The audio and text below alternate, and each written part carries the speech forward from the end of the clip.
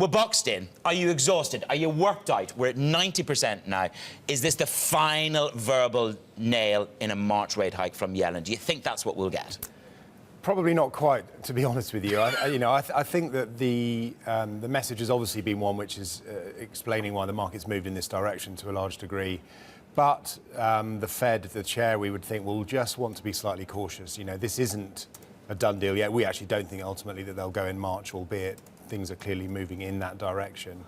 There's a lot of good in the US data recently, but there are some reasons to be careful as well. Why do you think the market adjusted so quickly in the way it did to the commentary? Yeah. Because we've heard hawkish commentary from the Fed for some time, and yet something about the things that were said this week and the people who said them, maybe it's the fact that there were some dove voices in there as well, something about that just really captured the market, and hence we're at 90% probability. Yeah, I mean, you're right to say, I think, that some of those who have had more of a dovish reputation have sounded as if they're getting ready to vote for a hike in rates. That's obviously important. It's all about fine margins. You know, the US economy has been doing quite well for quite some time.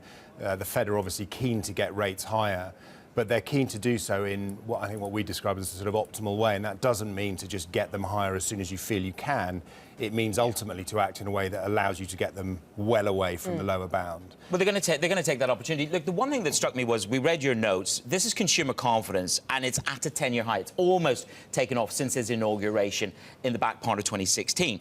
But that versus some of the consumption numbers, you have a different complexion when you look at the consumption numbers. You're slightly more irked by those. Well, it's only early data for the first month of the first quarter of the year, and it can be slightly revision prone. But yeah, I'd take French data anywhere. Well, there you are.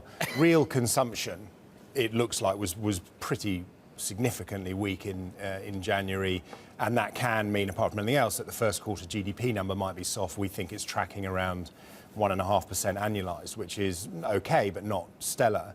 Yes, consumer confidence has shot up. Obviously, there have been moves in other financial markets since the president was elected.